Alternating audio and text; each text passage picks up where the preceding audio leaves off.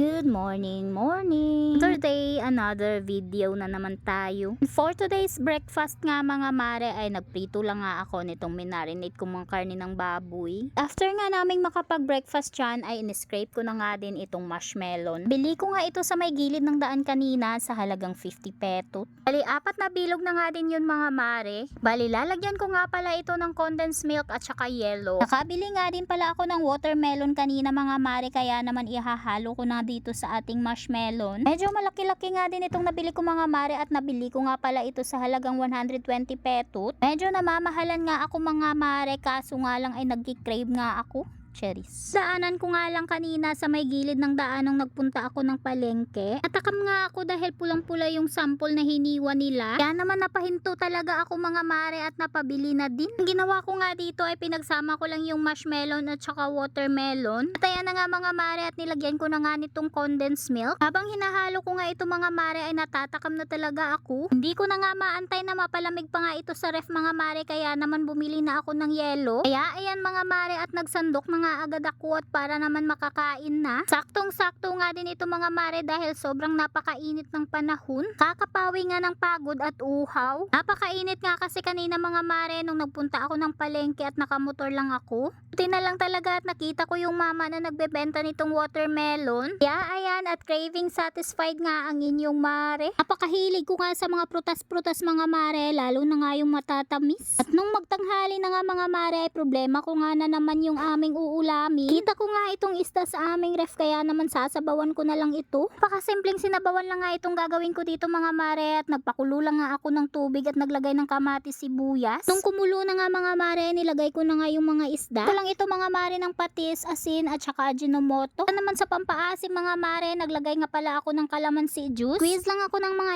ilang pirasong calamansi mga mare para dito. After nga naming makapagtanghalian dyan mga mare ay nagpunta nga kami dito sa may nagbebenta ng mga baboy. Inaalagaan din naman kaming baboy mga mare yun na nga lang ay isa na lang yung natira. Ano lang talaga yung tinira namin mga mare at gagawin nga namin yung inahin. At ngayon naghahanap na nga na naman kami ng baboy mga mare para may lilitsunin sa darating na New Year. Alang din naman yung binili namin mga mare ay news ko napakamahal talaga ng benta nilang baboy ngayon. Nagpasama na nga din ako dito kay Ate Lab para magpunta kami ng palengke para makabili nga ng pagkain ng baboy. Christmas duty nga kasi ni asawa mga mare kaya naman kakayanin ko na lang talaga ito. Bili nga lang ako ng bali 15 kilos mga mare para dun sa may inahin at 8 kilos naman para dun sa may maliit. Ang sako nga sanang feeds yung pinapabili ni asawa para dun sa may aming inahin kaso nga lang ay hindi kakayanin ng powers ko. Para naman dun sa may maliit na nabili nga namin mga mare ay bumili lang nga ako ng mga 8 kilos. Sakto naman na siguro yun mga mare at aabot naman siguro yun ng katapusan. At ayan na nga at papasok na nga kami papunta dun sa aming bukid mga mare kung saan pinapaalagaan nga namin dun yung aming baboy. At yun lang muna for today's video. Bye!